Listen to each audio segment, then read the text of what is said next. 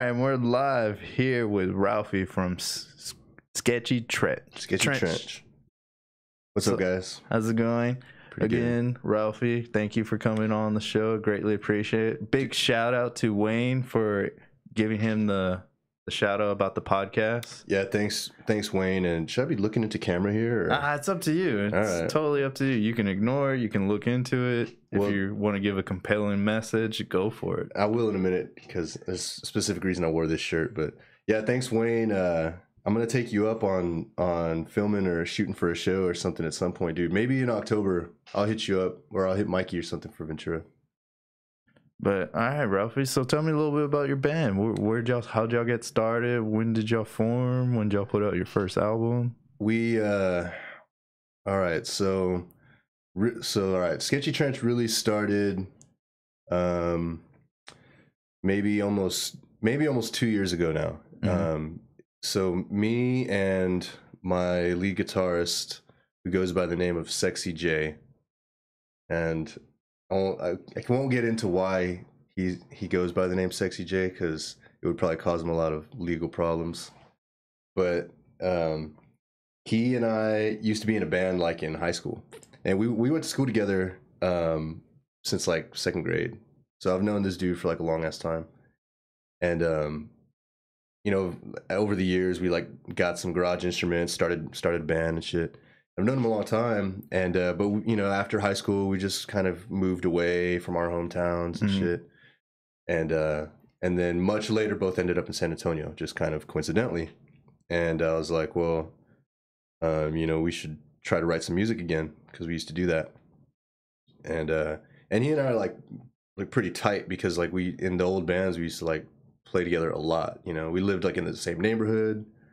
So I would just go to his house every day and just jam. So he and I built like this like pretty tight chemistry, and it turns out it never really went away. Like when he came back, even like 10 years later, since the last time I had seen him or jammed with him, I was like, "Here's some songs." And he just picked them up, played right along. Like it was super smooth. And I was like, "Well, cool." And he was like into it, you know, like, "Yeah, this music's cool. So let's you know, I'll help." At first he was like, "I'll help you get the band started." Yeah. Like, all right, cool. So we like wrote a couple of songs, and we decided to do a demo with the specific purpose of finding a drummer. And so shout out to my cousin Ryan, who just got married. Congratulations. Shout out to him because he was down to record our demo for us in his like home studio. And during that time, I had joined a like thrash crossover band, and I was playing drums for, just because like trying to get Sketchy Trench started. I was just kind of itching to be in a band and play. So, and I used to play drums in my other bands, so I was like, all right, well, let me just join whatever sounds cool. Got on Craigslist, and these dudes, this band called Executioner, they were like, they had posted like, we're starting this band, we need a drummer, here's all the bands we like, and they just listed all these badass bands, you know. Like, all right, cool. So I went, met up with them, everything was cool, jammed with them for a little bit. For their bass player at the time was Travis, who now who basically I like recruited for Sketchy Trench because he was super good. And so me and Travis were both playing in you know, both bands at the same time. But I was like, well, we're about to record this demo for this punk band I'm doing, you know, do you want to like play bass on it, because we don't have a bass player? He's like, yeah, sure. He ended up liking it too, so so he was like, you know, well, I'll join the band. And so now we were like three of us. I played drums on the demo too, and we posted that shit on Craigslist, usual shit like that. And we went through a couple of drummers until we found Chia, who's the current drummer, Mike Chia, and he's been hugely beneficial to the band because he's been playing in bands here in San Antonio for like 50 years. No kidding, that long? Is he really that old, or is he just he has that old soul? No, he just knows everybody. Like everybody knows him. He knows everybody. He has been in bands probably for like 20 years though, realistically.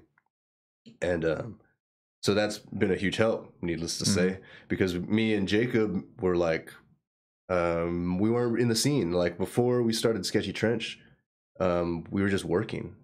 Like I was working retail, dude. Like What kind of retail? Dude, I was selling baseball caps in the mall for like 7 years. No shit, dude. And like, so, and they like gave me a store and made me a manager. And before that, I had just worked fast food, right? So I was like, well, this is way better. You know, I'm not cleaning out grease traps, you know, and they're paying me way better. And I was like, all right, this is cool. And when you're like the manager of a shop, you know, it's like, it's a lot of responsibility, but you know, you have some control of what you're doing during the day. A sense of ownership, kind of. Yeah, there's that, you know, just during the day too. It's like you're not just being bossed around completely. At least it doesn't feel that way. I mean, in the end, you really are, right? Like, you're still just keeping the dudes up top rich, and that's still the job. But on a day-to-day basis, they're like, well, this is what has to get done, and you can just kind of figure out how you want to do that. So there was all these things about it that I really liked, so I stuck with it. But that's all I was doing. And they transferred me around. Like, I lived in Austin before I lived here. So like probably about 7 or 8 years ago now, maybe like six or 7 years ago. Shit, man, maybe it was longer, but I was working for the same company, but in Austin. In Austin, dude. So all these shows are happening, right? Yeah. Like, you know, 15, 20 minutes from where I live. Great shows, national acts, bands I probably like would kill to see.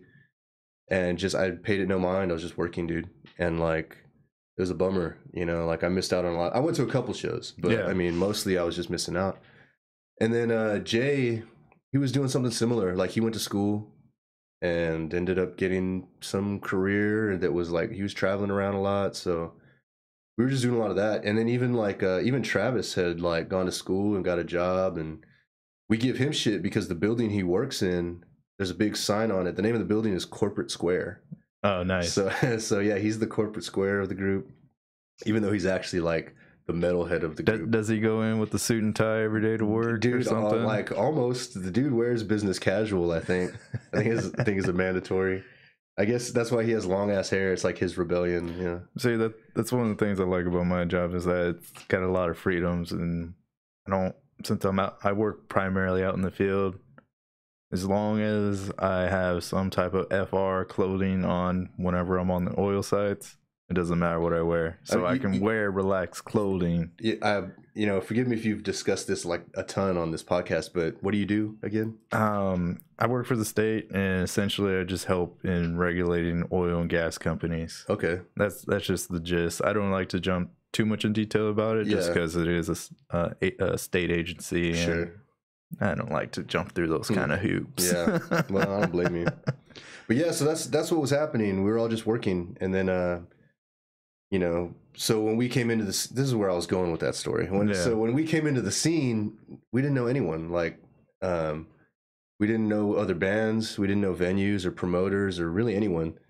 And so we're fortunate that the scene is super cool. Like, all the punk bands in San Antonio are fucking rad. Yeah. And just cool people. It's like a great scene, and we're so stoked on it. We talk about it all the time, and we really try to make a conscious effort to do everything we do in a spirit of camaraderie and not competition. And like, I mean, because, you know, every band is like trying to get a good show and trying to get people to go to their shows. Yeah.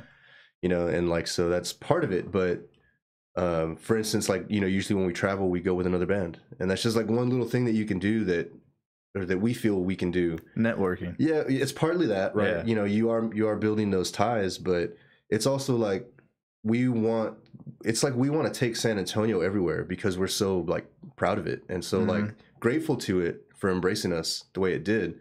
So we didn't know anyone, and no one knew who we were.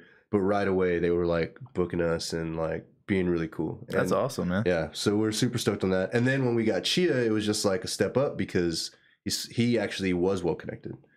So when he came in, he was just like, you know, we'd be like, man, I would tell him like, I can't get this venue to respond or whatever. And he'd be like, oh, that's so and so that runs that, you know. I'm like, well, shit, thanks. So then he would just message them, and that was another big help too. So. What Chio kind of reminds me of, he reminds me of a certain type of characteristic that I learned from this book.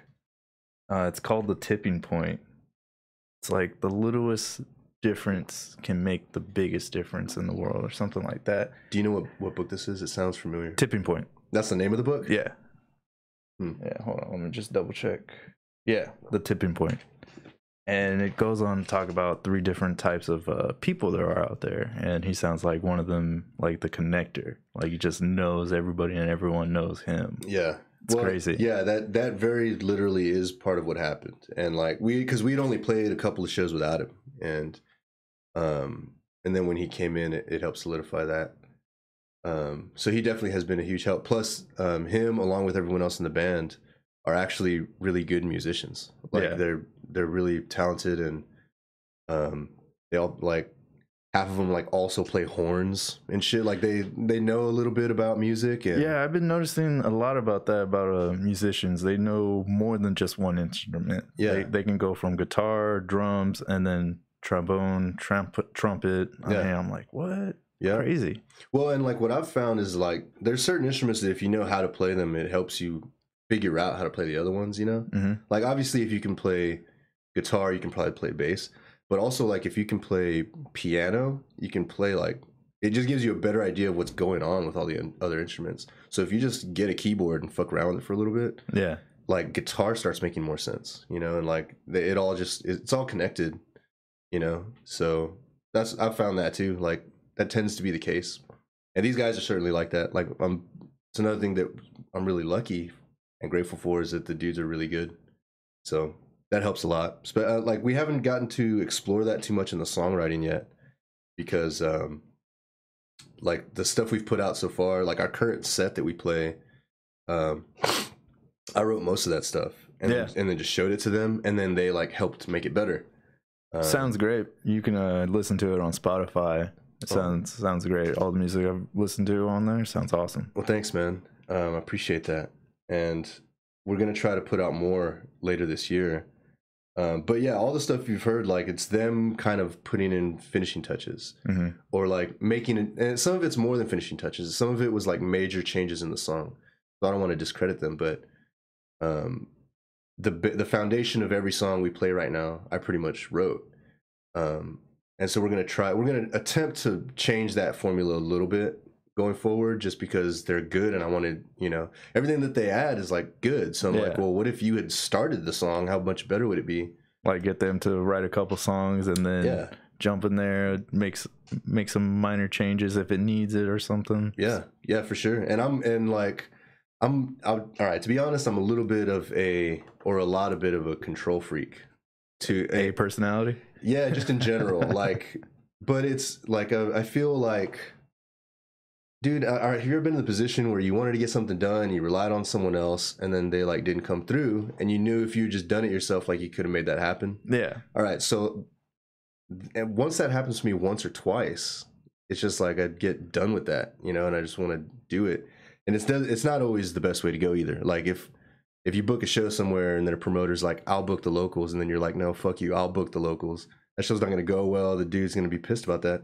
So it's like there's a balance there, but I find myself to be pretty controlling about a lot of that stuff. So it's gonna take a little bit of an effort for me to, like, you know, be like, okay, let's try your shit. Let go of the steering wheel with one hand. A little, you know. But I'm learning, you know, I'm learning to trust the guys a little more, because, like I said, because they are good and the stuff they add is good. But it's a little bit one-sided too whenever I'm the one singing the song, though. You know, that's the only thing, though. It's like if the lyrics are mine and I'm singing them, I feel like there's an emotion there, or there's a feeling there that I'm trying to convey or capture in the music as well. So yeah, I think, well, it sounds like you just want to make sure that you're expressing the same emotion pretty much between all the band members. When they get into the writing portion, you just want to make sure they express the same emotion that you're trying to express for the band. Yeah, it's partially that, right? Like, you want, if the song is about one thing, you want it to feel that way, you know. But it's also, I don't know, it's going to depend on the songs, because we also have a specific approach to the band's sound in general. And I'll add a caveat to this at the end, but right now what we've been trying to do is put out music that is interesting to listen to, but also fun to run around to at a show. And we want that balance. Like, if you're like into music and you know, more than just like if you're into actual like chord structure and like you're into harmony, and you find any of that interesting, because we all do in the band, we want that to be in there. Like, we don't just want to play 3 chords fast so people can hit each other and then that's it. We wanted it to be musical, because we're all into, like, everyone in the band likes every genre of music, and we like all the different shit. But the funnest shows to go to, you know, for us included, are punk shows, right? And where everyone is just getting rowdy and just running around, and the music is aggressive, right? It's angry, and it's loud, and it's fast, and those are just the funnest shows. So we're trying to do that. We're trying to have that kind of show with musicality. But the caveat I wanted to add is that I still feel like we haven't found our sound. Like, if you listen to our albums, or the songs we've put out so far, I feel like you can kind of just hear all our influences. Right? You can just tell that, like, I listen to a lot of NoFX and MXPX. Like, that shit's just in there, you know? And that's fine. Like, that's cool. But I'm hoping that we can put out music eventually that just sounds like us. Yeah, the more you write, the more you produce, the more it becomes your own type of style. Yeah. Because you're finding your own sense of doing of playing music. Yeah. And it just takes time. I mean, you pull from the bands that influence you from the beginning, but over time you just all that pulling mixes and turns into something original. Yeah. So but it just takes time, discipline, and patience. Well, and I feel like that we have that on our side right now because we're a new band, you know. And then, like I said, we're gonna try this thing where I'm really making an effort to have the rest of the band write as well. Have the bass player write vocal melodies, have the drummer write guitar riffs, and, you know, have you know, write the leads for the guitar player and shit. And, like, everyone just kind of, you know, contribute, because they're all capable of doing it. But yeah, ultimately, I'm hoping that it'll click at some point. But we've only put out the EP in January, which is 4 songs.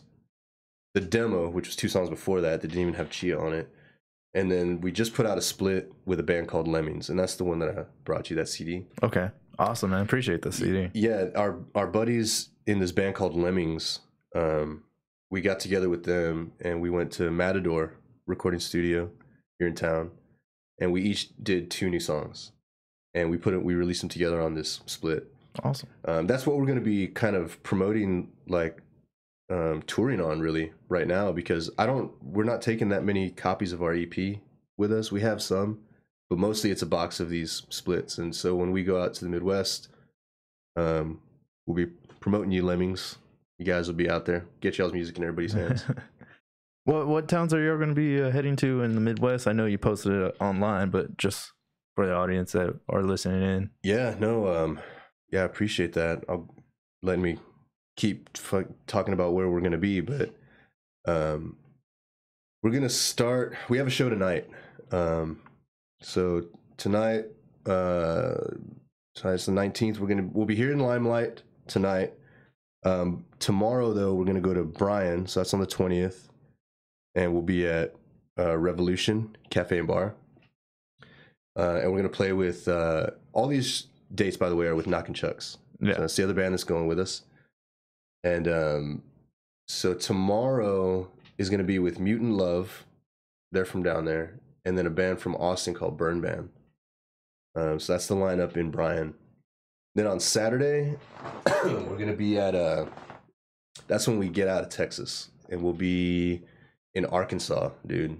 And so you excited for Arkansas? Dude, yeah, I really am. Like, I've never been there. Don't know anything about it. What town? What city? Fayetteville. Fayetteville. Where is Fayetteville? I'm not really sure. I mean, I know that it was en route. Yeah. You know, and actually, we were gonna try. I think originally for Little Rock or just some other major city, but some friends online, this band called BKR.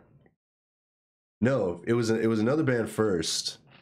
Dude named Bo. that plays in another band who was going to hook it up. His band couldn't do it, but then they ended up booking the spot for us. And it's in a place called Nomads. And this is in Fayetteville. And someone else online told me that Fayetteville is a college town. So okay, I think probably Arkansas University might be there. Around there, maybe. So if you go to Arkansas University, go to Nomads on Saturday, and it's gonna be us, Knockin' Chucks, and BKR, and we'll see how that goes. And I heard the bar's cool too, you know. But we've never been. That's one of there's like half of these dates. No one on this in the van has ever been there. That's one of them. After Arkansas, we're going to go to Missouri. And we're going to play in St. Louis. Nice. And the venue there is called San Lou. And this is going to be on Sunday the 21st. So this is on a Sunday, but it's going to be during the day. It's going to be like a daytime. It's labeled as the punk rock barbecue. Oh, okay. So cool. They're going to feed us. And it'll be during the day, so anyone out there in St. Louis that has to work on Monday, you can still make the show. You won't be home too late. We got some band called Altamira to hop on, like super last minute. That being said, between now and Sunday, if someone else in St. Louis wants to play this show, just hit us up because we got room for another band. Then on Monday, the 22nd, we're going to be in... I want to say Indiana. Damn, you pretty much just stopping driving, pretty much. Well, so these are, right? Like, this was another thing we were trying to focus on was that the cities weren't too crazy, like, of a distance. So this, like, 7 or 8 hours, I think, is as bad as it gets. But once we get into, like, Monday, Tuesday, Wednesday, I think all of those are, like, 3 hours apart. So it'll chill out a little bit. Which the dudes are happy about because they want to go check out these cities. Mm-hmm. So like we're in Indiana on Monday in Fort Wayne, and I guess that's the 22nd now. I might be fucking these dates all up. Dude. I should. It's all good. I should just pull it up. And so we're gonna be at Fort Wayne, and it's at a record store. Yeah, and it's called Neat. Awesome. And we're playing with this really rad band who came here, and that's how we met them. They played here. And they're called Amuse. Let me make sure I'm not fucking this up. The 20. Oh yeah, I skipped some shit. So all right, so Fayetteville is the 21st, and St. Louis is the 22nd. Fort Wayne is the 23rd. And anyways, Amuse is like super good, dude. They're from out there, obviously. And like they're playing Warped Tour, and they just put out a new record that sounds amazing. And like anyone who caught them when they came to Texas is like fucking in love with them because they're just super good. So we're really grateful to them to help us out there in Indiana. And then let me see. On the 24th, we're gonna go to Ohio, and that's as far out as we get. So that's like the furthest away. Well, what city in Ohio? That should be fun. That one's gonna be in Dayton. Dayton, Ohio. Okay. Yeah, but the guys want to go to Cincinnati, wherever the Rock and Roll Museum is, Hall of Fame. Yeah. Yeah. So we might end up just right after Indiana. We might just drive to Cincinnati and sleep there, so we can go to the museum in the morning, and then from there go to the show in Dayton. But the show at Dayton is at a venue called Blind Bob's, and it's going to be with, I think it's going to be a band called The Sipes and another band called Bundy and the Spins. Mm-hmm. And they have a video. I couldn't find anything on The Sipes, dude. Like, I was searching them on Facebook and like YouTube, and I couldn't find anything. Well, it's just like we were talking earlier, how some bands just off the grid. Yeah, off the grid, that they don't care. Just, yeah, well, they want to play their own music. I think Knockin' Chucks though knows them. Like, I think Mark's from Knockin' Chucks knows them, and I have no idea how. I can't find anything on them, but it's them, and then that other band, Bundy and the Spins. They do have a video on YouTube, and y'all should check it out. It's called like a Broken Glass or something, and it's a super rowdy looking video, dude. Like, just go check it out. Bunny and the Spins, Broken Glass. But we're gonna play with them in Dayton on the 24th, and then we go to Chicago after that, and that's at Underground Lounge on the 25th. And the guys are super excited about Chicago too, just because they want to do touristy shit in Chicago. Yeah. So where y'all ending the tour at?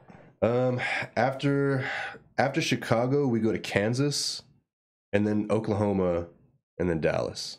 Nice. And so those are like, that'll be the last one. The last one's in Dallas. The one in Kansas is in Lawrence on the 26th at Jackpot Music Hall. The one in Oklahoma is in Tulsa at the Beehive Lounge on the 27th. And then the Dallas one is on the 28th, and that's just gonna be like a house show. Awesome. But this particular house, we played there before, and it was like really cool. So we're excited to go back. It's got like a grand hallway or something. Dude, no, but that's what makes it better. Like, it's like pretty small living room with a little walkway to the kitchen, but like it was just packed with kids, and it was really fun, dude. There was a lot of people there. All the bands that played were really, really cool. And the bands we're playing with this time are super badass too. K-Hole's playing. The dude in K-Hole owns a house, but there's also a band called Blot Out. I don't know if you've heard of them yet, but no, dude, you check them out. They're really good. Blot Out. Blot Out. Okay. Yeah, they're playing too. But yeah, that'll be the last one on the 28th in Dallas. And then we all come back, and these dudes go back to work and shit. Oh shoot, man! It sounds like a fun tour coming up. Yeah, I want to get back to you. Like, well, is that like buttons of all the bands you played with, and then also the green yellow scheme you got going on? When did you come up with that? The hat is just buttons from bands that I played with. What I've been trying to do, so like usually when we play usually just anytime, like I don't really have that much money, but the cool thing is that most bands have like pins and patches for like $1. Yeah. Or they'll be down to trade you for your shit or whatever. So I've been like, any pins that I get go on the hat, and then I have this bag like full of patches, dude. And I don't know what I'm gonna do with them. Everybody does like vests and jackets. I got a buddy who said he was gonna do a full like poncho, like just full of them. Yeah, like some fucking thing that covers his whole body. This dude named Avi says he's gonna get this like fucking giant, I don't know what, and just covered in patches. So I can't do that now because it's his idea. But I'm not sure what I'm gonna do with them. But I have a collection, and then like stickers too. Like what I did on this, like in June we toured Texas, which is totally doable because it's so huge, and we played like 20 dates just around the state. And any band that we played with that had like a sticker, I made sure to grab that shit, put it on my board. I'll do that shit with your stickers too, like I told you. Appreciate it, man. So yeah, man, just like kind of the same thing we're doing in San Antonio. It's just like it's like that, you know. Like I don't need any more T-shirts, right? Yeah. Like I have like just the only thing in my closet is fucking band T-shirts, like most musicians. But like if I have the money and your band's cool, like, and you're cool people, like I'm still gonna buy your fucking T-shirt and find a place to wear it, because it's what it is, you know. It's like they need the money, but it's also just reciprocal. Like you're trying to let people know that you're supporting them. Yeah. Which, that being said, so I feel kind of bad today because today is our kickoff show for the tour. Like I said, it's at Limelight, and there's this band called some kind of nightmare. All right. And shout out to Some Kind of Nightmare. Some Kind of Nightmare. They're fucking awesome, and they've been through here, and they're really cool, and they're playing here tonight. And they're from like California. Nice. And but the thing about this band is they're like never not on tour, dude. Like if you look at their tour dates, it'll be like 3 months long. And then before that tour's even over, they release another like 3-month tour date list, and they just stay on tour all year, dude. And if you talk to them, they was like, that's what they were trying to do. Like 5 years ago or something, they just quit their jobs and they're like, we're just gonna try to professionally be on tour, and they've done it, dude. I think they've like, I was reading somewhere that maybe in the last 5 years they've taken like a total cumulative like a couple months or something off. Yeah. So they take like a week or two or whatever, like, you know, and then they just go right back, nonstop touring. if anyone needs like support at a show, right? You know, if anyone deserves to have people go to their show and like buy their merch, you know, and go watch them play, it's this band. And they happen to be in town on the night of our tour kickoff. Where are they playing at? They're playing at the Guru, which is on West Commerce. So I can't be there, you know, and we booked our show on the same night. So I'm like, me wearing this shirt is my like, you know, lame, you know, like apology. Support. I'm sorry, dude. I'm sorry, some kind of nightmare. Shy and Molly, y'all are awesome. Their show's gonna be badass anyway. Like I'm sure our show's not really gonna hurt theirs. But I just wanted to make sure, you know, like I said earlier, you know, it's not competition, you know. Yeah, I had to promote our show and they had to promote theirs. But yeah, regardless of what show you go tonight, also like our good friends in American Swine are playing tonight at Faust. That's gonna be a badass show. So it's a Thursday, but like there's a bunch of badass shows going on in San Antonio. So like as long as you go to one, doesn't matter which one you go to, but go to one because there's like badass musicians out here who really dedicate their life to this. Oh yeah, I mean they really do in a very real way, and no one more so than Some Kind of Nightmare. So you know, if you're in that area, please go check them out. We'll be at Limelight. We can use the help too, right? We're touring, and then Swine's playing, and who knows? There's probably other shows going on too. But oh yeah, I mean, yeah, I want to shout them out. It's a large city. There's always little bands playing everywhere at some little venue. Yeah, but yeah, how'd you come up with the green yellow? Oh, that's just because I hadn't done green yet. Like, so you like to go through the whole rainbow, pretty much. Yeah, not all at once. but yeah, I've been ever since I quit my job, you know, like, so I always wanted to like dye my hair, right? But my job wouldn't let me, and so ever since I quit, I was like, well, fuck it, I'm gonna just start coloring my hair. So that's something I've been doing all the time. Plus, like my wife is or she was a hairdresser for a little while, like professionally. She's like went to cosmetology school and all that shit. If I did it, it would, you know, my hands would be green and my face would be green, and you know, you have all these skin stains. It would, yeah, like it just would be way shittier. So I have her around, you know. She actually hates doing it too. She's just like, you know, annoyed. But anyways, yeah. So I've just been taking advantage of not having a job and anyone telling me that I can't do it, and having like a badass wife who's good at it. What'd you do before? When you did work? When I was working retail. Oh yeah, that's right. You were working retail on the hats. Dude, that was your last job. The hat job. Yeah. Oh wow. And how long ago was that? It was. I quit like maybe 2 years ago now, or something like that. And were we talking about that on air, or was it whenever we were just talking about my job? I think it was on air. It was? Yeah, it was. Yeah, it was a couple years ago. I was doing that, and it was fine. It paid the bills. But you weren't happy? Dude, like I was trying to be happy doing it. Like I was trying to find reasons. Like I would tell myself, this shit pays the bills. I'm providing for my family, so I can like take pride in it, you know? Yeah. And I guess there's something to be said about that. But there's no denying the reality of what I was doing. Like what I was doing to pay these bills, right, was like capitalizing on like the influence that like, you know, basically a materialistic society has on kids, and selling them scraps of polyester for like $40 a pop. Yeah. Is stupid. Like, I mean, when you really break it down, it was like really worthless expenditure of my time. Well, it's just because our society has pretty much become a throwaway culture. I mean, everything we get, we just use, abuse it, throw it away, and buy it brand new. It's been designed that way. Yeah, and so like I was selling baseball caps, right? Which like even the company itself, it was founded on the idea. It's kind of like gum at the checkout aisle. It's like you were there for something else, and then you were like, oh, I can afford that too.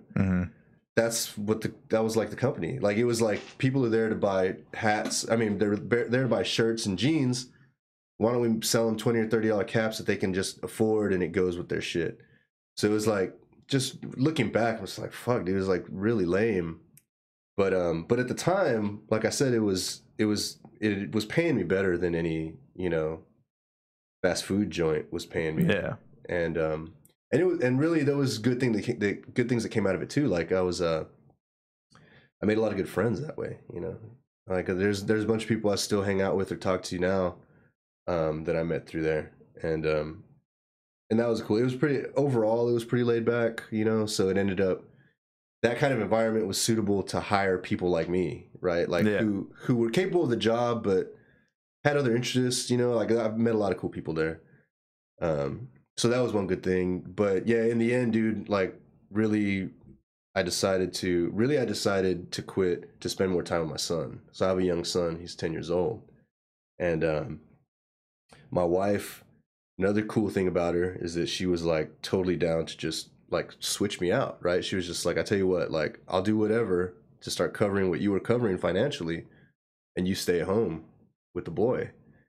And I was a little reluctant at first because I had spent years like working. Dude, yeah, I was like about to go into like a district, like a multi-unit management training, district manager, pretty much. I had actually started it, dude. I was like 2/3 through it, and then I would have just like every waking moment would have been in that, you know, that company, dude. But I was about to do it just because the money, you know, and it took me like years to get to that point, you know. But so I was like, man, you know, I was like, yeah, I'll do it. You know, obviously it'd be great to hang out with my son and spend time with him. But anyways, we finally decided to do it, and I'm so grateful that we did, because it's, you know, I was able to get out of the job and realize how much it sucks. And then you know, and I spend so much time with my son now, and like so much time I spend with, like, anytime I'm not with the band, I'm with him. Except when I'm doing podcasts. Podcast, playing with the band, writing songs. Right. Do you ever write songs when you're just hanging out with your son? Yeah. Well, so like I said, whenever I'm not actually out doing band shit, he's with me. Yeah. So if I'm doing anything at the house, he's right there too. So yeah, he's around when I'm usually writing. And usually that's when the writing's happening, is with some hanging out at the house or whatever. Do you draw like some type of inspiration from him if you look at him when you're writing a song or anything like that? Dude, like, don't make me get all emotional, dude. Sorry, I fixed my shit here.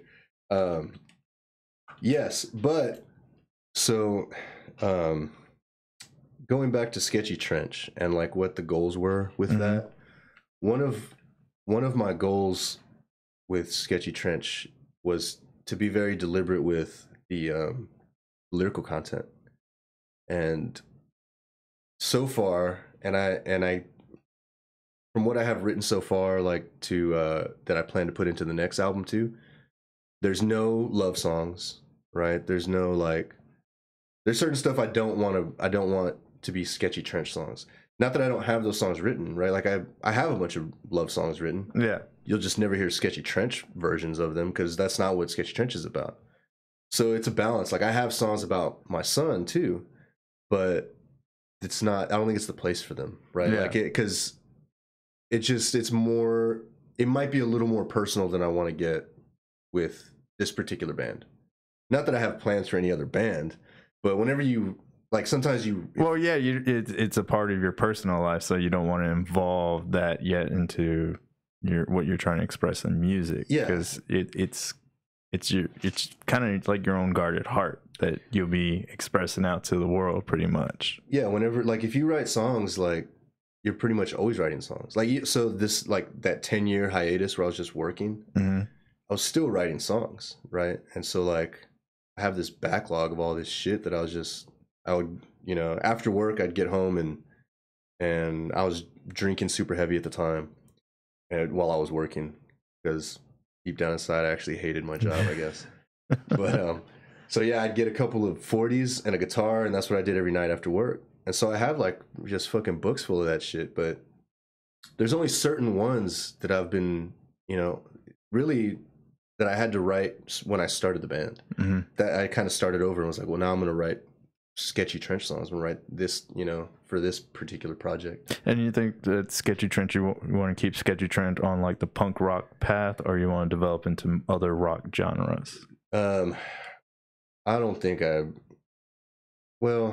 so no, it's a punk band, right? Yeah. And that's what I want to play, and that's what Sketchy Trench is. I said earlier that like everyone in the band likes all the different genres too, Mm-hmm. and so that peeks its head out here and there, you know. But in the music, and I talk about that with like Chia, our drummer. He's super down to like experiment with even like starting to bleed into other genres. All of this is a little hyperbolic because we've been around 1 year and we have like no albums out. But he, you know, he's like, well, he just doesn't really give a shit. Like, if it sounds good, we'll play it. Yeah, and that's cool. But I think I'm going to be a little bit more restrictive about how we sound, and I don't want to write love songs. I don't want Sketchy Trench to play love songs. If I ever just feel that much of an urge to play and perform love songs, just start a different band. So go solo. Yeah. So Sketchy Trench has a direction, even though I don't know exactly what it is, but I do know what it's not. You know, right? And like, so it's not going to be a straight out pop punk band. Mm-hmm. That's something that I wanted to stray away from. And there's sometimes we'll write riffs, they get a little close, and I'll scrap them. You know, I'll be like, you know, that happened in the beginning when me and Jay were writing. I had a couple songs that have never went anywhere because I was just like, dude, it's too poppy, you know. So it's weird because what in your opinion makes a song too poppy? When it loses its edge. Mm-hmm. Whenever it starts sounding too either too aimed at being accessible, like whenever it starts becoming catchy for the sake of being catchy. Okay. Right. So like you can have like, there's a ton of like heavy music that can also be catchy. The riff or the chorus gets stuck in your head. That's the definition of catchy. But sometimes there's in sorry to interrupt, but in that book I was telling you about earlier, yeah, same thing. It talks about the same concept of something sticking, getting an idea or phrase to stick. What, Turning Point? Is that Tipping Point? Oh, Tipping Point. Tipping Point. Who wrote it? Do you know? Look it up. I'll read that shit. Yeah, I'll tell you after the podcast, but it's just a little info. It's crazy how like some things you read in books and then you actually start seeing it firsthand manifest in front of you. It's like it's kind of crazy. Well, with music, so there's like music's fucking amazing for so many reasons, but one of the things about it that's really interesting is how impactful it can be in that way. Like how much hard something can stick. Yeah. But also what's interesting about music is like there's formulas for it, right? Like the fucking classical composers and shit, like that's what they were perfecting, is like how to use sound waves to either evoke emotion, right, or to set, you know, mood or whatever. Like, and it's totally works. And like, so the same can be said for pop music. Like anything you hear on the radio, top 40 shit, like there's people behind that shit, right, who are like know what gets stuck in people's heads, and that's what they use. Have you ever seen that video where like it's like there was this group, and I wish I remembered what they were called, but what they would do is they would play a medley of like, I don't know, 30 or 50 radio like smash #1 hits, and the chord progression never changes, just the lyrics do. Oh yeah, I've watched a couple of those YouTube videos where the pop songs are like, it just goes through a list of pop songs where same thing, it has a similar sound pattern. Yeah, it's because there is like a set, like there is a finite number of those things, right? Like once you stray from those, you're getting into more of an experimental, like atonal sounds, like, or either that or just more of like heavier music or whatever. Technically less musical, right? The further you get from, you know, those original structures. Yeah. So, but yeah, there's like this set, you know, there's like certain rhythmic patterns, there's certain like even tempos and BPMs, there's certain chord progressions, melodies to go with those progressions, right? Certain chord structures that you can use that have that effect, and like certain combinations too. So if you you play in a certain key and you play it at a certain tempo and you play the notes in this certain order, it's catchier than, you know, some alternate version of it. And that's, you know, sometimes it's when you're writing, you'll come across it and be like, oh, it sounds cool. But the reason it sounds cool is that's why. It's because like it's it's one of those. It's like, you know, catchy. It's one of those tones registering in your head, like, oh, this is a good beat. Like, yeah, like the average person would also like it, right? And so like, you can also try to write that shit, you know. And sometimes there's been a couple times already now for Sketchy, especially in the beginning when we were trying to figure out how we wanted to sound, where I would write something, I'd be like, I like it, but then I would like really listen to it and be like, you know, it's not original. It has no edge, you know, it doesn't convey any particular emotion. It's just catchy. And so, you know, I don't really want to play that. I'd like there to be some emotional content, even as far down as the chord progressions. And I want it to be creative. That's the other thing too. Like pop music is not that creative. Because it can't be. It can't get too far. Otherwise people won't latch on to it. It won't, you know, it won't get stuck in your head if it's too weird. So, or it's got to be super weird. Yeah. Right. So yeah, it's a balance, because you want to write good music, but you don't want to write just lame music that everyone will like just because that's what people like. So, well, I mean, if you want to cater to the people, there's just a lot of people that just like what they hear because it sounds good. There's a lot of people that don't really care about a certain type of specific genre. They just rather hear it because it's on the top 20, pop 20, whatever you want to call it, top list. Like that's the only reason they want to hear it, is because it's what's popular. Yeah, I feel like that's kind of like what that music is for. It's for people who aren't really that particularly interested in music. They just it's something who to put don't on. have a I think don't have a particular music taste. Is what I want to say, is that they don't have their own list. They don't make their own playlist. They just go through discovery or just randomize. Yeah, I would agree with that, because I think about like before I found punk rock, that's pretty much how I was. So anything that came on the radio, you know, that's what I would listen to, or that's what I liked. So like, dude, before like middle school, my CD collection was fucking whack, dude. Like, you know, because it would just be like whenever I would hear it, I'd be like, oh, that sounds kind of cool, and I'd buy the CD.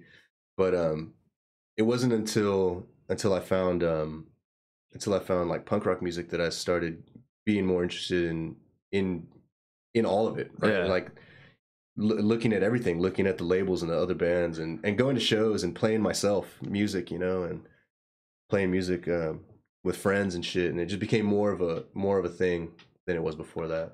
What was your first rock album that you purchased when you were a kid? So or that you were able to purchase on your own? Yeah, I was when did CD players come out? Oh man, 90s, mid 90s. Okay, that's what I thought, right? So it wasn't that long ago. Because the reason I ask is the memory I have is of like my dad coming home with a CD player for the first time. Right? And I just don't want to I don't want to be like, yeah, when CD players first came out, and it was like, you know, before I was born and shit. But anyways, so that must be accurate. He brought home a CD player and was like, okay, well now we got to go buy music for it. Yeah. And so he was like, let's go to the store, and we went to wherever was near that sold CDs, and he was just like, go pick out one CD, and I bought Bringing Down the Horse, or whatever the album's called, from the Wallflowers.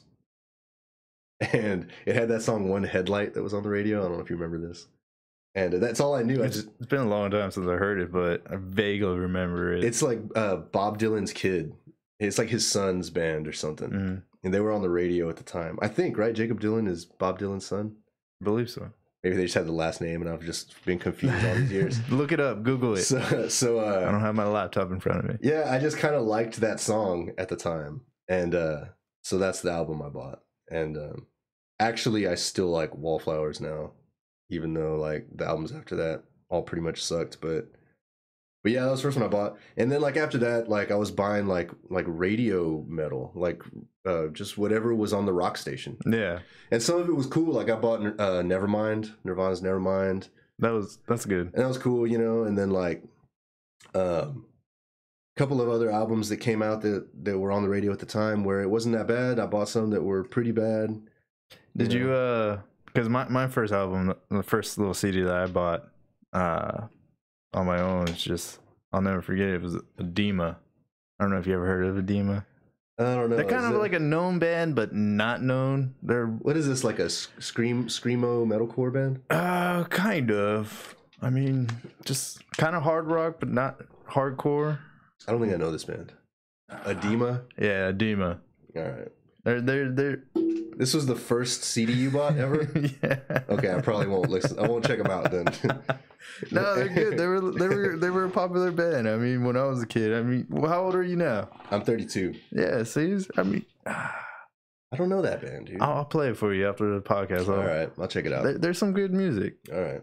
Well, if you're into that kind of rock, I mean, I'm probably not, but I'll give it a shot though. Who are some of your influencers?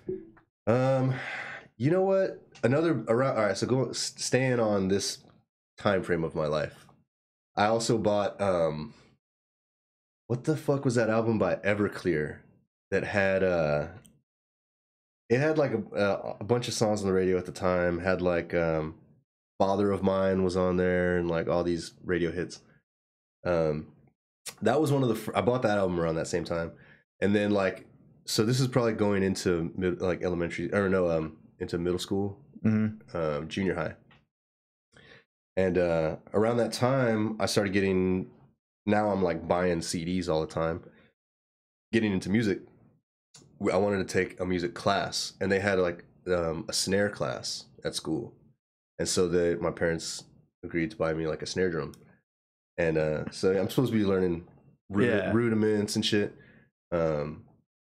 but I wasn't. I was like just trying to follow this Everclear album, and just trying to play along to the beats, keep time, and that was pretty much the first instrument I ever had, I guess. Was that, unless there was like a keyboard laying around at the house or whatever. But what was the question? Why did I start talking about Everclear? Well, you wanted to stick to that time frame. Yeah, influences. So yeah, the first band I started. All right, so the way I learned how to play drums was by playing along to CDs, and like a lot of people do, I think. And so I was playing snare to Everclear, and then so I would have to say that Everclear was one of my influences, right? But as far as like when we started bands. Like the first band I started was in high school, and it was with Jay, who's I'm playing guitar with now in Sketchy Trench. And that band was super influenced because at this time I had already found MXPX. And MXPX just led to basically a lot of, at that time, at first, just a lot of pop punk. And so like, and it was like, and I was still transitioning out of the radio. So like it was whatever pop punk was on the radio, right? So at that time it was like Blink-182 and you know, Green Day and some 41. I never got into Good Charlotte, but yeah, like this is that time frame. Yeah. Right? So that was like early influences was all that shit. Like it's really, really popular. Pop oh yeah, right. American Rejects, forgot about them. I don't know how I forgot about them. It was around that time. Yeah. But so those were like the influences. I mean, the biggest influence is MXPX. It was the first punk album I bought, and them, and then like a band called Slick Shoes. Slick Shoes had the fastest drummer like I had ever heard. I think he's still probably when it comes to that one particular beat that he plays all the time, that all punk bands in this genre play. He's like the best at it, and so he made me want to play drums. He made me want to just play like him. So he was. I think his name is Joe or something, but the dude from Slick Shoes, huge influence, the drummer, and yeah, MXPX to this day still one of my favorite bands. Even though like a lot of the stuff they put out, you know, like I may not like, but it's kind of like they were such a big part of getting me into punk rock that I just kind of stuck. But you know, I was listening to this thing.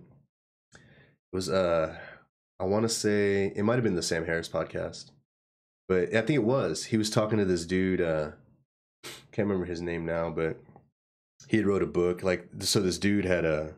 How off topic am I allowed to get on this? Like, how you can go off topic as much as you want. I mean, all right. For those that don't know, Sam Harris, he's a neuroscientist. He's a neuroscientist, but like professionally, right? That's what he went to school for.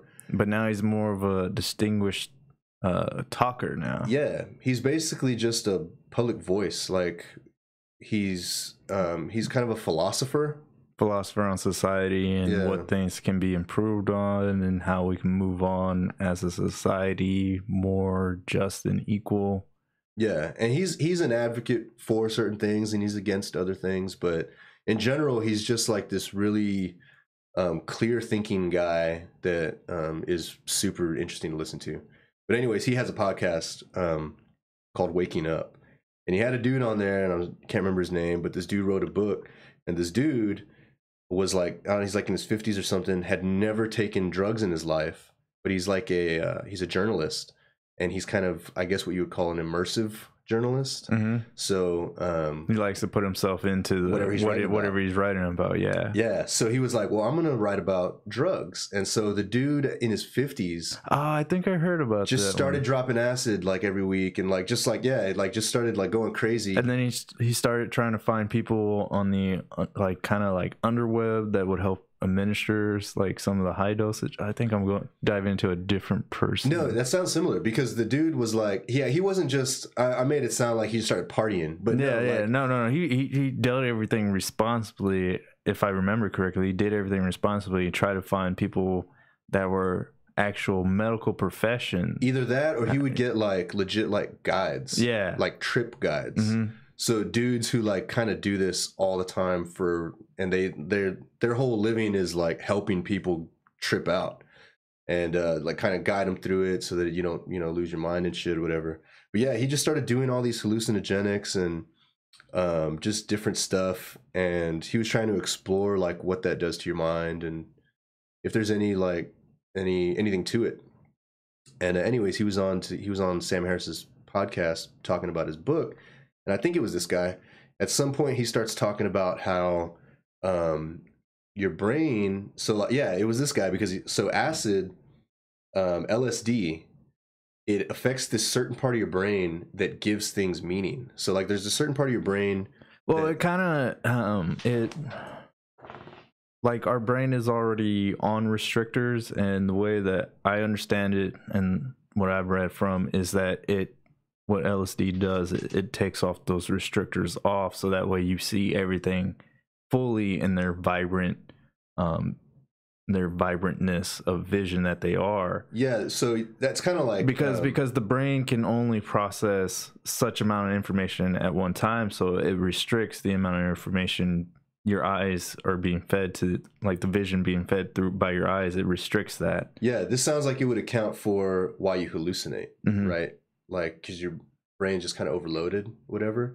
And the restrictor thing, that's kind of like cocaine. That's what cocaine does too, right? Like you have a what's that fucking can't remember, a dopamine or whatever. Like you have a natural level of dopamine that's flowing through your brain, and then when you do cocaine, like the things that level how much of that you take in like open up. So you just get euphoric, but then they're all fucked up afterward, and that's why you come down so hard. Yeah. But anyways, so the with LSD, he was talking about how there's this other part. So the part of your brain that lights up whenever you associate meaning to something is heavily affected by the use of by using LSD. And he was saying that's why you might, and even a little bit with marijuana too. And that's why, like, you can, sometimes when you're fucked up or high or whatever, you can like look at something and it's really interesting to you, and normally it wouldn't be. Or like, all these, you see like kind of stereotypical people tripping on acid. They're just like in love with a tree and bullshit like that. Well, that comes from a real thing. It's like, it's from this part of your brain. Well, that same part of your brain is most active in life during like from like 14 to 17 or something. Which is also when like most of us are discovering ultimately the genre of music that we're gonna like. I want to pull up that because I feel like I'm not advocating it. We're just talking about how there was he a professor or I would know. I think he's just a journalist, but I'll know the name. I'll know the name of the book if you say it. But just go on. I'll keep a look. So anyways, so that part of your brain is like as active as it's ever going to be, right? Like when you're 14, 15, 16, 17, this is when we're finding music, right? Like I found MXPX around, I don't know, probably I don't know, 12 or something like that. So we get attached to that shit, you know, like the music you hear at that time a lot of times ends up just being like your fucking jam, you know, for the rest of your life and shit. And a lot of it, what I'm getting at, I guess, is just it's coincidental. You just happen to find it at that time when your brain was like looking for shit to latch onto.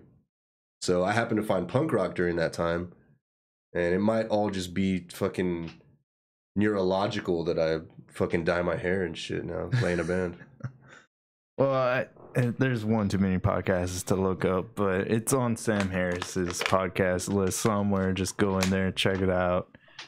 But yeah, it's very interesting, just the topics, and like it's awesome that some journalists are willing to immerse themselves in work. And, dude, he was like, so I'm like 50 or whatever. I'm like, this that could have been like a life deranging event. Like if he had some kind of catastrophic like. Well, that's why he took the time to find the people meltdown. Dude, well, even then, like because he says he had some really bad trips. Like there was certain drugs that after the one time he like refused to take again, just because it was like if it felt like it was dangerous to his psyche. Like he would come out of it damaged, you know, because that shit can do that shit. You come back like with just a different mind. Yeah. And he was like, dude, I'm like married, I have kids, like I have a job, like am I about to just fuck my brain up, you know? But he did it, and he ended up writing a book about it and shit. So, and we're talking about him now. So. And just don't know his name. Yeah, and he said he's fine. So he said he came back, and he actually like came back from it totally pro drug. Like he'd never taken them ever, but after doing it, he was totally like he sees like future medical benefits for it too and shit like that. Well, there are some studies saying that it actually does help with PTSD, people who have PTSD. It helps with that. And it's just case studies that have been done, small case studies showing that it does have some positive benefit. But if the person is too lucile, then it kind of has negative aspects to it. Yeah, and I'm pretty sure he must have referenced some of that work in the podcast and shit too. So. Oh yeah, I'm sure he did. But. Let's get back. Is there any stories that you would like to share between you and your band members that no one else would know about, that you're willing to share, that they would be cool with you sharing? So one time, our guitarist Jay went into this Planet Fitness. I'm just kidding. That's an inside joke. I'm sure when he heard that, he was like, oh God, what's this dude's going to say? No, like, shit, let me think. Stories between me and the band that you're willing to share. If not, no worries, we can carry on. Let me think about it, because maybe they'll just come out in conversation as we talk about the band or whatever, because I feel kind of hard pressed to think of an interesting story that would be interesting to people besides us, you know? I mean, you have fans, you don't even know what your fans like about you, what they would love to hear, so it's just... I guess so. I would need time to think about it. I don't want a bunch of dead space on the podcast, but nah, it's not. If I think of one, I'll bring it up. So, what are some of the favorite things that you like here about San Antonio? Well, I already talked about the culture, the music culture, how welcoming it is, but like as the city itself. Well, I guess I'll be completely honest in saying that I don't do shit else but playing Sketchy Trench. It's really all I do. I'm not part of any other groups. I don't really do anything outside of the music scene because I have my family. Yeah. So whenever and Sketchy Trench is super time consuming. Even when I'm not playing shows, I'm at home promoting or I'm at like the print shop, you know, helping to make merch. No time for hobbies or having fun. Yeah. I mean, there is, but I feel like even now, I don't know my way around the city. I don't know much about the city. I'm not involved in the city in any way other than the underground music scene. So, I mean, I know that. So all I can speak to is the scene. I mean, that's my only connection to the city, really. I wasn't born here. I've only lived here about 7 or 8 years, and then most of that time I was working. So. Yeah, I felt that's one of the things that me and Jay had talked about when we started the band was it'll be nice because he was kind of in the same boat and he was like, it would be nice to be involved in the city somehow, involved in our community. And this Sketchy Trench has totally done that for us. Like we just know so many people now, and I get out otherwise when I otherwise would not have, because I'm not into like I tried following basketball for a while. And that's a rabbit hole that's finally closed now. Man, so when I was drinking, basketball was something to do while I drank. And because it was late on TV and you just watch it at the bar or something. Dude, that's all it was. Like, I would get with my friends and we would just get trashed and have something to root for, something to be excited for while we're drinking. And then when I was working this retail gig, it was like we sold a lot of sports merchandise. So I was keeping up with sports for that reason. I couldn't get away from it. It was just customers would walk in and just be like, can you believe this and that last night? And so you not only did you have to be, but you just couldn't, it was like unavoidable. So I was like, I was about as into sports as I could get. And once I got out of all that, quit drinking, quit working, I realized I just don't give a fuck about sports. Like I don't care about, sorry, I don't really give a shit about the Spurs. Like, and I'm wearing a fucking Spurs hat, like it's not that I got anything against them, and I had a rad time watching them, right? Like that was my team that I would vote for. Yeah. But I mean, realistically, I don't give a shit about basketball, especially not fucking professional basketball or any professional sport. So that point of that being, I don't fucking follow sports. I don't really go to sports games. Sometimes people will offer me tickets, and I'll be like, hey, to my wife, like, hey, do you want to go to the fucking AT&T Center and watch a basketball game? Yeah, we get out the house. But I mean, it could just as easily be anything else that we were going to do. I have no really real interest in that or anything, or really anything else, that goes on, because I'm pretty focused at the house. I'm spend a lot of time with my son, and then and really my wife works full time. Yeah. So when she comes home, she's trying to be home, So I'm kind of a homebody, other than it's hard when you have a family. You want to make sure you give your time and dedication to the ones that you love most. Yeah, and so like with hobbies, like I love skating. It's like I've been doing that since high school. I should be way better at it since I've been doing it since high school, but I'm just not naturally gifted at it. Some dudes pick up a board and they can do amazing things. Yeah. It's like for them, and I feel like I never got good at skating, but the reason I like it is, to me, I find there's a very important correlation between skating and music, and that is that I'm sure I've said this before somewhere, but I like how much. I like how you don't have to be good at it at all for it to be super fun. And there's not a lot of things, like not all things are like that. Yeah. Like, if you suck at fucking a video game, the game blows. Like you don't want to play. But if you can suck at skating or suck at music and still skate every day and have a blast and still like start a punk band and and tour, like, so it's one of those things that, and it's also kind of artistic, right? Like, like you hear this all the time, but like, whereas the normal person would see a set of stairs, you're seeing like a place to throw down a trick. So it's just reinterpretation of everything around you. And then skate videos are just so aesthetically like pleasing to watch. And the culture is just amazing. Like almost all skaters are also just like fucking into rad music. Yeah. And, like, it's like, there's something about it that I was always really drawn to. So I love skating. I still skate all the time. Like, I mean, I can push around, I can skate a little. I'm not like fucking inept completely. I'm on the longboard level. I can skate a longboard. Don't ask me to do any tricks on a skateboard. Yeah, though. So I don't fuck with longboards. I can do a few tricks on a skateboard, but I never got super good at it. But it doesn't stop me from wanting to do it. Another thing too is like I wasn't discouraged when I started getting hurt. Once you start getting a little better, where you're jumping off of shit, and you start getting hurt a little bit. I had some friends that after they like ate shit the first time, they were like done and never touched it again. And I didn't have that feeling. Like it just made me want to do it more. So I really enjoy skateboarding. Problem is, I don't do it as often anymore for two reasons. And one is because mainly because of the band. So I'm usually doing band shit. And I know it's totally possible to find time to skate in between that. But most of the dudes in the band don't skate either, and it's much funner to skate with friends. Oh yeah.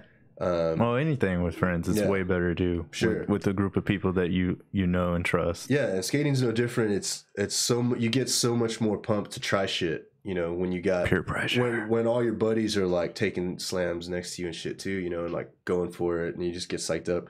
I find it, you know, like most people, I guess, do harder to do on your own. The other thing too is that my son doesn't like it, and it's like I said, when I'm not skating, I mean, when I'm not playing and doing Sketchy Trench shit, I'm with my son. Yeah. So I got to find things to do that he enjoys doing. And when I take him skating, dude, he's like bummed. Like he doesn't want to skate. He doesn't want to be there. He's throwing rocks in front of me, trying to like fuck me up, dude. Like he doesn't like it. So I stopped, you know, forcing it on him. And so I end up doing other things that are not skating to kind of appease him. So that would be like the other hobby that I like doing, I guess.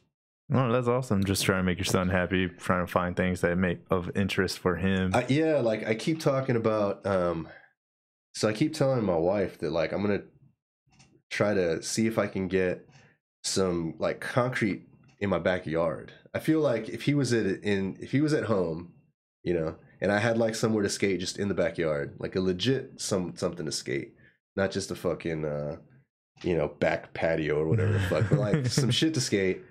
And he was in, you know, in his own house, comfortable. He could come and go as he pleases, go inside in the AC. I feel like maybe he'd be more down, but I doubt the people I'm renting this place from are going to be too happy about me trying to do that. But what about? Yeah, I mean, you said you were trying to make him feel more comfortable at home. I was just suggesting maybe, because I'm pretty sure that's where you go. You go to like the neighborhood skate parks or something like that. Dude, no, and that's what made it worse because.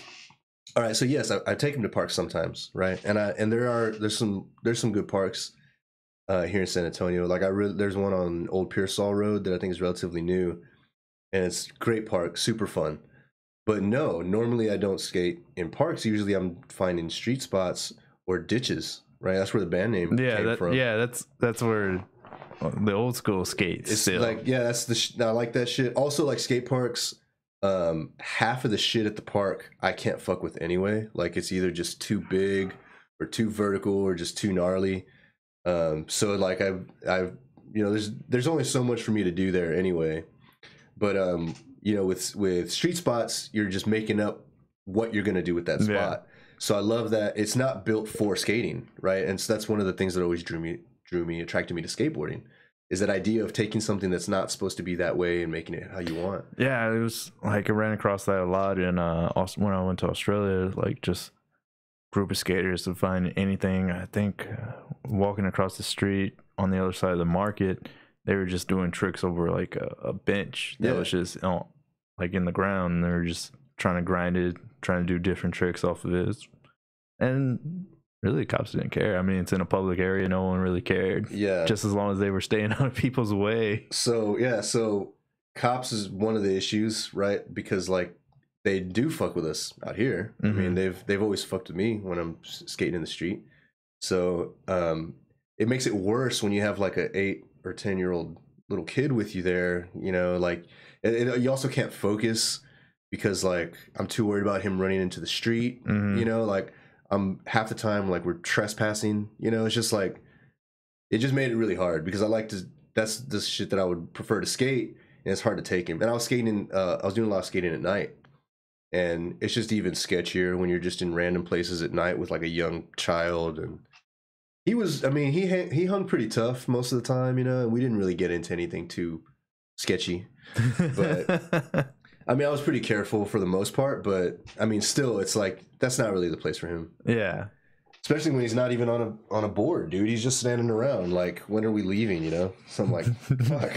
And now we're just leaving now, and we're done. Well, what things are you trying to get him into now that are of interest to him, dude? So I'm pretty sure that the shit he's into right now is the same shit that like pretty much all kids his age are fucking into. Yeah, you get brainwashed by TV and like apps. The internet, dude. Yeah, like he's just on YouTube all the time. That's like his favorite shit to do. But you know, like I said, I tried getting him into skateboarding. He wasn't into it.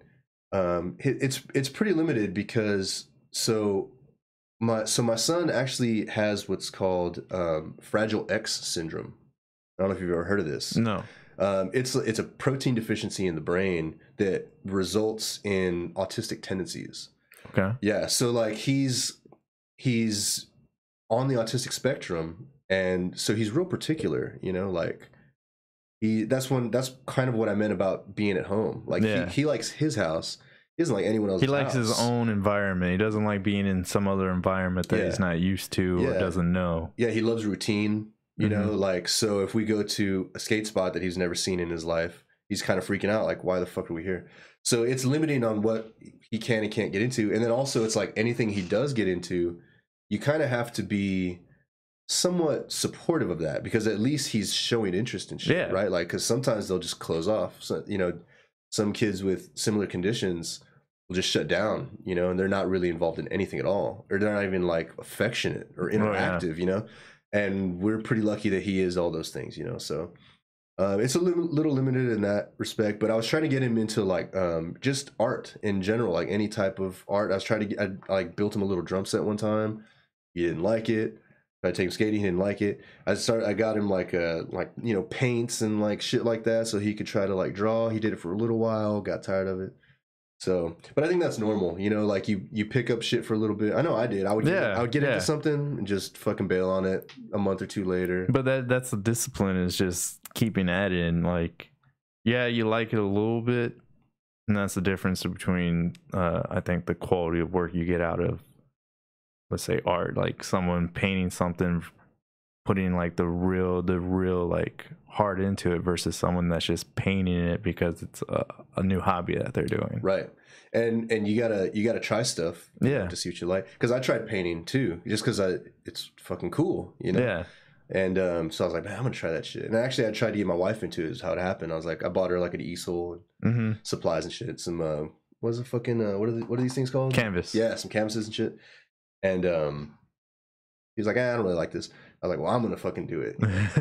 And I was like, I don't like this either, so I'm not very good at it. Yeah, like I wasn't like, it wasn't the same as picking up a guitar. Yeah, where you're just like, oh, I'm gonna fuck with this for hours.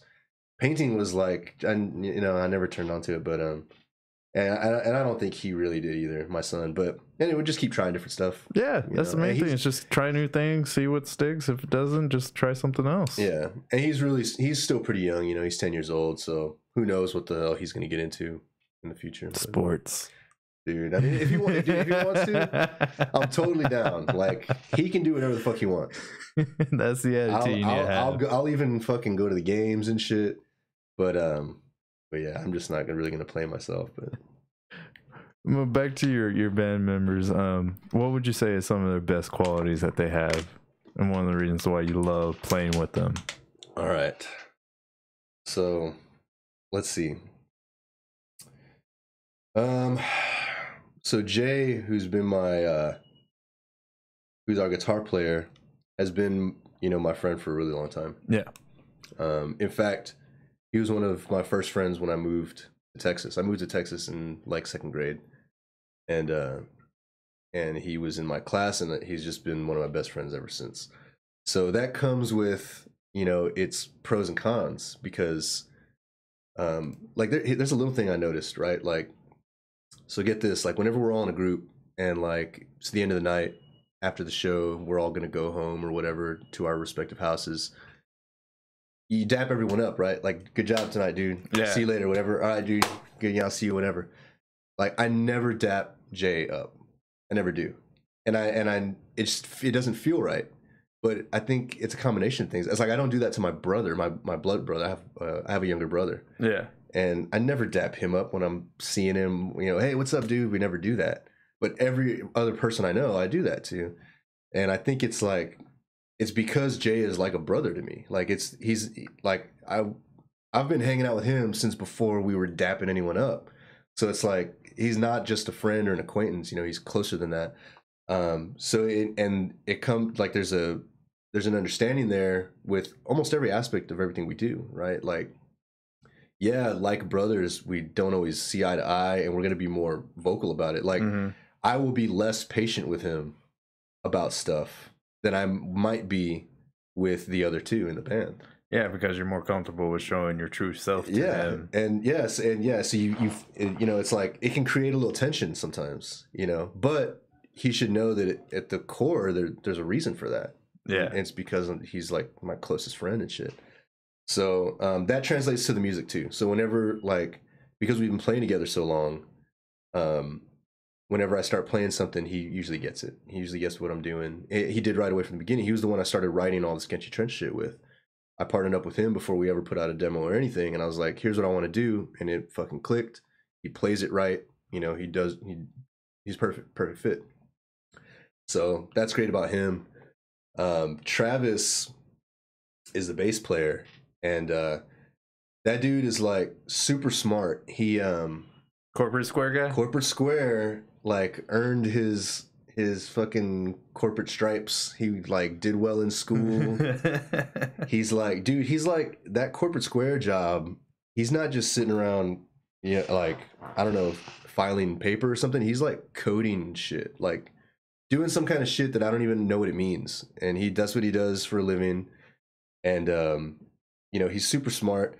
And but that's like a good thing to have in social situations, right? Mhm. Like he's not gonna get drunk and start a fight or get on stage and say something that's stupid or like, you know what I mean? Like he's got like such a level head on his shoulders Yeah. that he's like you can rely on him to like represent you well wherever you go. And if we're still talking in terms of like the band and you know the stuff that I like about them in regards to the band, that's definitely one for sure. Like all three of them too, I can just say talent wise, they're just really good. Like they're all really good at their instruments, so obviously that helps. But trying to go beyond that. Yeah. So yeah, and then Chia is fucking hilarious. So he's like super funny guy. Yeah, and again, apart from like him like having all these connections in the scene or whatever, the reason he has all those connections is because he's a fucking cool dude. Like he didn't go around making enemies, you know, which can be easy to do when Yeah, you're you can piss off people easy if you want. I sure. mean, And that's like especially like you're in a punk band Mhm. and you're like partying all the time, you know, like you're gonna get yourself in situations and shit. And he's managed to you know, to make friends like in every corner of the city. And it really goes back to his personality, you know. Well, the main thing is just it's a real focus and a real discipline just being nice to people you don't know, because generally we have people in general have a natural habit not to be nice to strangers. Yeah. And especially to people that you just meet for the first time, especially if you have no association or no business Yeah. meeting them, and just they're just I feel like we've been listening to the same podcast, dude. I was listening to one about how about like it's like a tribal evolutionary thing. Yeah, everyone sticks to tribes. Right. Yeah, it's all, I mean, you just go down to the same thing as Darwin's number. You can only remember 200 people and that's a reason, because society, groups of people up to 200 are perfect up until it gets past 200, because then you start having too much division, too much second opinion. And I think that's the reason why even some corporations also follow that like idea. Like that's why there only certain departments or sections have up to 200 people, and sure, that's it. It makes sense. That's like the phrase too many cooks in the kitchen or whatever. Yeah, but yeah, it just goes back. But tribal is just everyone likes to stick back to their own tribal beliefs, tribal whatever. And by tribal just doesn't mean necessarily like tribe, just I guess this kind of society that you want to live in, or that you think you live in. Like people just, I only deal with punk rock people. All right. Or I only deal with business people. Like I don't want to deal with any other type of people. Right. But then you have people that are like the bridgers that go punk rock, jazz, science, political, business. Like you just have those type of people just trying to connect everybody. Yeah, well, trying to see the differences. Even just within the punk scene, what you'll see too is like punk rock music itself is a reflection of the people who make it, and both the music and the people can be abrasive, right? Like they can be antisocial. It's part of what's driving you to make the music you're making. You know, like if you got along with everyone and your life was easy, you probably wouldn't be pissed off. Yeah, you wouldn't to make good music. Yeah, so and that's kind of like where some artists, even actors, like they draw on the negative parts of their life to bring out some of their best performance. Yeah, so you have a lot of people who, and I've we've met a lot of people who they kind of have like a just not give a fuck attitude about everything. Like they just don't really. But it crosses from like a carefree kind of not letting people, determine what you do and have too much of an influence on you. It crosses from that into like being inconsiderate and also like being destructive to what you're trying to do. Yeah. So like you gotta like, it's cool if you don't give a fuck, right? And you just say whatever you want. You don't care who it offends, and you don't care if that guy likes you or if this person's your friend. Fuck that band. Fuck this. Fuck that. That's cool, and it's fine. Do what you want. But like that is something that I like just from the networking I've been doing in the scene. Like totally comes back to you, like, and so with Sketchy, we right away we're like, we need to play as much as we can because we're a new band and like most of us are just meeting each other. We need to like, we wanted to stop being the new band as quickly as possible. So we wanted our stage presence to be on point. We wanted our songs to be tight. We wanted to have some type of following. Like we wanted to get all that early shit knocked out quickly. And we thought, well, let's just do that by playing every fucking show we can find. Yeah. And so that's what we did. We were just like, I would just get online and like any show or flyer that popped up, I'd be like, hey, can we play? Any promoter, any venue, do you have free dates, whatever? And just actively trying to play as many shows as we could. But right away, you start getting, when you're doing that, you're getting into all these interactions with people, especially through like, so I'm doing it through Facebook Messenger. Yeah.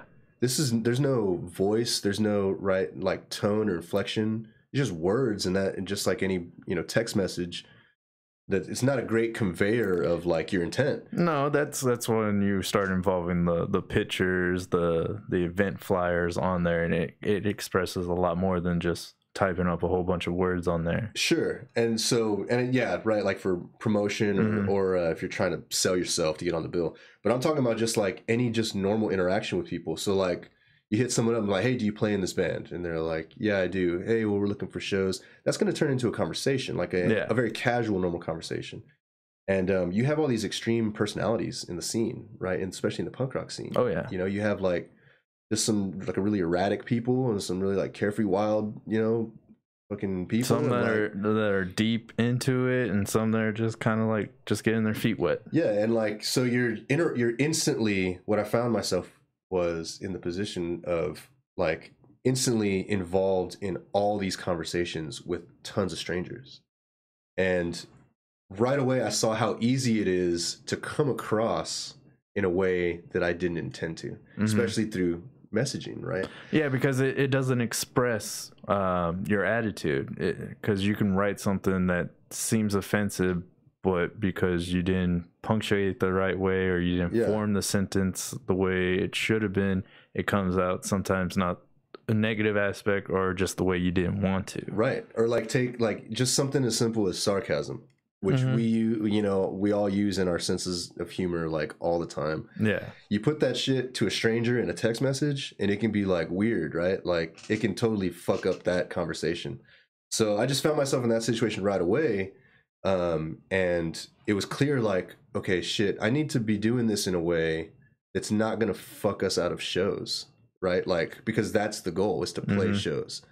So even now, if you look at like our social media stuff, you'll see that most of the posts we put like on our band page are relatively tame, right? Like it's kind of just like the information is there. There's an invite, an announcement. done. And it's not too much personal shit, like, you know, like, and you see bands just get real casual with it, which is cool too. I mean, I dig that. Yeah. There's be like, come on out, you motherfuckers, and just whatever, like, you know, and like they're just like saying whatever they want, and that's cool too because it is a reflection of their personality. Yeah, they're trying to reflect their personality, their band onto their audience. Yeah, you know, but like if you some of that stuff, I guess what I'm getting at is when you start doing that, when you have like a don't give a fuck attitude to everyone all the time.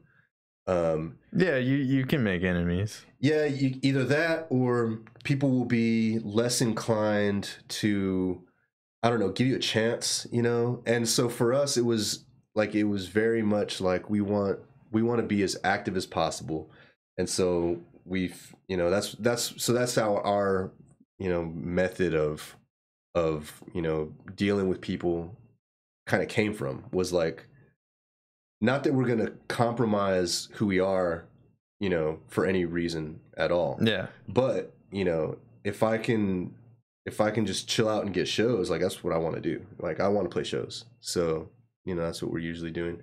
But I think just in general too, like everyone in Sketchy Trench has a similar personality in that we're not like necessarily like super crazy dudes or anything, you know, like we're not, I mean, like maybe we used to be, but like we're all in our 30s, and your bones start hurting, your body starts changing. It's different, you know? Like, so I got sober right before I started Sketchy Trench, and I think that's like, I feel like that has contributed in a very large way to what we're doing now, because like, well, it's a positive influence. I mean, you don't drink as much alcohol anymore, and you actually enjoy what you're doing to make a little bit of money instead of drowning your life out with the so-called corporate life that you're trying to live. Yeah, you were just boozing your depression.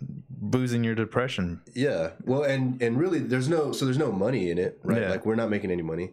Anytime we get paid at a show, we just use it to buy merch. Or yeah, that's the whole point. It's just trying to spread your band name around. It's just by what little money you get towards either your craft or your band, you just put it back into your craft. Yeah, and that's kind of been another goal with Sketchy Trench too, is to not have the guys have to pay out of pocket for stuff, which is another benefit of playing shows all the time. Because even if you're getting paid $20 at the end of the night by the bar, you do that 3 times in the weekend, and you've got gas money, you know, to go to Houston or whatever the next weekend. So we were just trying to play as much, you know, for that reason. But what were you just saying right before that? I wanted to say something about that. What? Which part? Fuck, dude. I feel like, I don't know, it might have left me already, but about job, working in corporate life, or before that, boozing, depression away. Yeah. So I guess it was that, like, like everyone in Sketchy Trench was partying pretty hard in our 20s, you know. I think everyone parties hard in their 20s. Yeah, and so, well, not everyone. Like, there are those exceptions. But yeah, like I know, and I'll just speak personally. But I was just getting like hardcore fucked up all the time, and like I think about now, like what I'm doing with Sketchy Trench is like, I'm actually like spending a lot of time focused on it, and when you're getting fucked up all the time, I mean, the way, like when I was getting fucked up, it was just hard to be awake. Like you just like, you know, you just don't get up and do anything. Yeah, your body feels sluggish. And then, yeah, physically, mentally, and then like at the show, you're just there to get fucked up. And so like now when I'm at a show, dude, I'm there to fucking like run the table, to meet people, to play as well as I can, to put on a performance, you know, like to make sure we get to the next town on time. Like I'm so focused. You know, like that's awesome. Emailing everyone to get on podcasts and radio interviews and just doing like full blown band shit. And I feel like if I was still partying the way I was, like none of that shit would be happening, dude. Like like we would just play a couple shows every now and then here in town just to get fucked up, and that's not what we want to do at all. And like all the other guys are pretty. I mean, they get fucked up still, but like not crazy. You know, it's not out of hand. No, it's just have fun crazy. Yeah. Like you get to a point where you're just like, wow, what's the point of partying this hard, having this hangover the next day? Well, yeah. The hangover gets tiring after a while. I mean, these other dudes in the band definitely are still spending a lot of mornings hungover. But it's cool. It's like that's another thing too. Is like it's usually like in a pretty good spirit. Like Yeah. like when no. What I essentially mean is that they're not going out just to get shit face. Yeah. They're going out to have fun, to hang out with friends, and then they just end up shit faced. Yeah, which is totally not what like I was doing, for instance, right? Like I was just trying to get blacked out as quickly as I could, and it would just lead to nothing good. But yeah, these dudes are they're pretty good about that. And then probably just age too. I mean, we are getting a little older, and like you just start feeling stuff more. Even just in your 30s, I'm already feeling it a little. Oh more. Yeah. I'm feeling joints that hurt all of a sudden from just bending and twisting, and it sucks. Yeah, we have to stretch before shows, just because if not, and we start jumping around and shit. Like, dude, that's one of the things I hate about, even though it's not that big of a bone break, but just putting any weight or pressure on it hurts.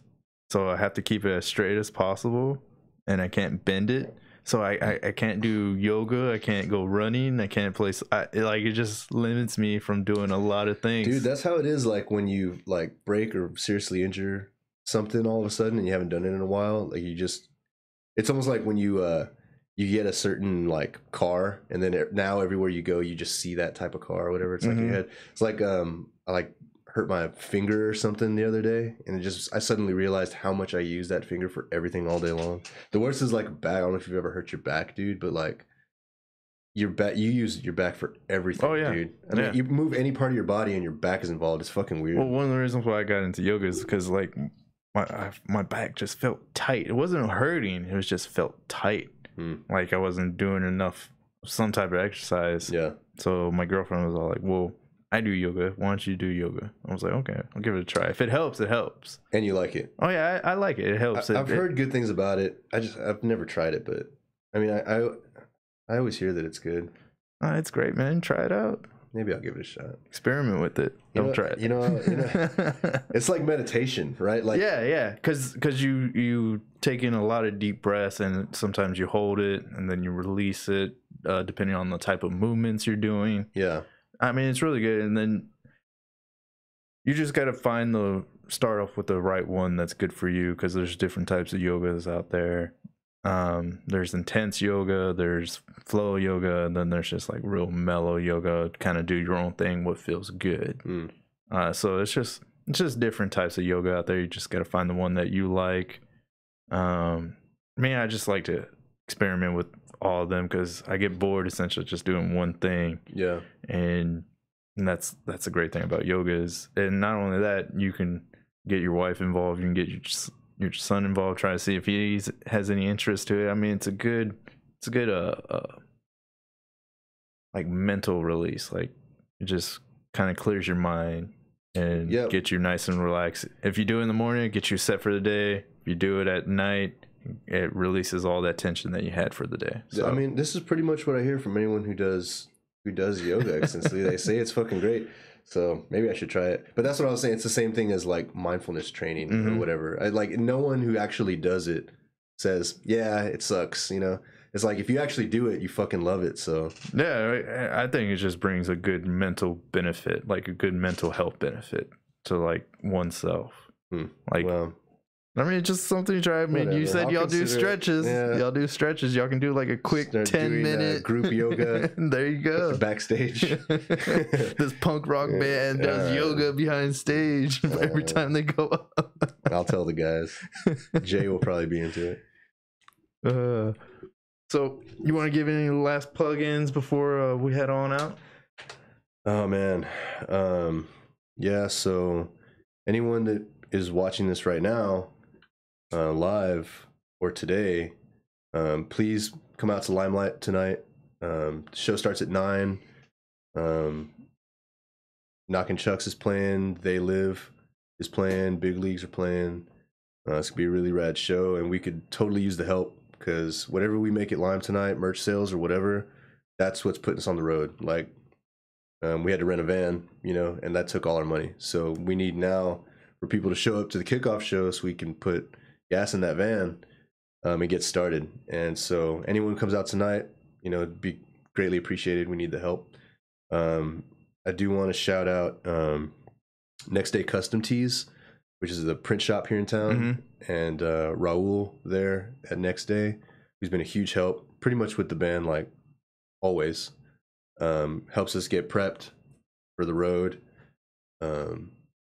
And another shout out to Knockin' Chucks, who we're traveling with, because I just realized I didn't really talk about them that much, but I should have, because it's about you. Don't worry about them, dude. No, it's about you. They just put out a full length album, which like Sketchy Trench has only put out like 2 to 4 songs at a time. These dudes just put out like 10 or 12 or whatever it is, and so I know how much work that is and how much goes into it, and they finally did it, and it's badass. And not only did they finally do it, but it's like great music. Honestly, love it. It's the reason we're touring with them. You know, I'm not promoting it because we're touring with them. We're touring with them because they're a badass band. Yeah. So like, they're the band we looked up to when we got into the scene. Them and a handful of others like Destroy Oberson and a few others.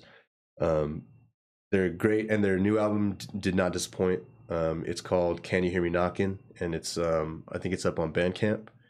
So if you haven't heard it yet, please check them out. And then everyone in the Midwest who might see this before the show in your city, they're definitely worth watching and coming to check out live. So hopefully we'll see some people out there. And again, you can get his tour dates from the Sketchy Trench Facebook webpage. Did y'all have a special tagline, or is it just called Sketchy Trench? It's just Sketchy Trench. We are on Instagram, though we haven't started using it that much. You gotta use it. I know. I finally got used to Facebook. Yeah. So I tried to just delegate it out and be like, you guys run it, but I tried to give it to Travis, and he was like, I don't got time for that shit. So anyway, it goes back to what you were saying in the beginning of the podcast, where you try to hand out tasks to other people, and then you just end up taking it over yourself because it doesn't get done. That might happen. But we'll try to start using that more. We're also on all the streaming sites. Sketchy Trench is on Spotify, iTunes. What are some other ones? Google Play Music. Was Podbean. I don't think Podbean is a different thing. Spotify, Amazon. Like there's a lot of different places to hear the music or to purchase it. Yeah, I was thinking podcast for some reason. I don't know why I was thinking music. You're in the podcast world. Yeah, bro. I know. But so our music's out there. Please check it out. We also have an online shop set up by Next Day. So again, shout out to them. But it's called Merch Vandal. So if you go to merchvandal.com/sketchytrench, even if you are not in San Antonio or you don't make it to the show, that'd be greatly appreciated too. We have a bunch of CDs and special discount. See, dude, they do. Like if you buy multiple items, it gets reduced. And then there's also stuff on that website that we don't print anymore, that they just print for the website. So like you can get exclusive, basically online exclusive. Okay, cool. T-shirts and shit. But yeah. All right. Well, thanks, Ralphie, for coming on to the Primal Texan Experiment. Greatly appreciate you coming on. Keep doing what you're doing with Sketchy Trench. I mean, the music sounds great. I hope you go on to the next level, man. Appreciate it, man. Thank you. So, everyone, thanks for tuning in. Thanks for listening. Again, Primal Texan Experiment podcast. You can catch it on YouTube, Podbean, Google Play Music, iTunes, and Snetcher, I believe. Sneetcher. Podcast. I should have another podcast up and coming. Again, thank you to coming on. Thank you to Wayne for connecting us. And again, guys, take care. Have a wonderful week. Be nice to one another. Thanks for watching. Adios. Bye. Uh-oh. Wrong button.